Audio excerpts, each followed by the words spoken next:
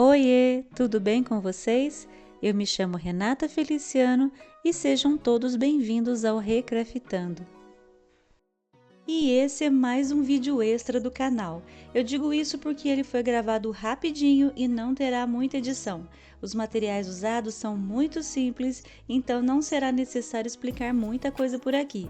Todos os materiais estarão na descrição do vídeo.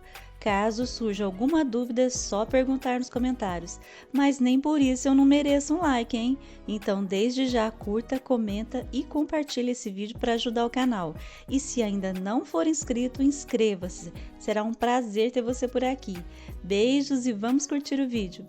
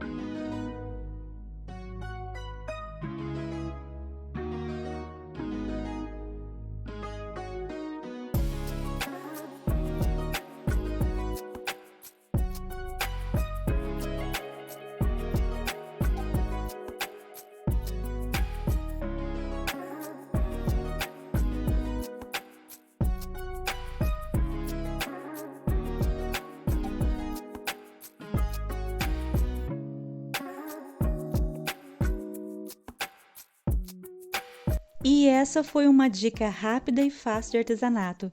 Meu muito obrigada por ficar até aqui. Eu espero que você tenha gostado. Beijos no coração e não se esqueça do like. Bye!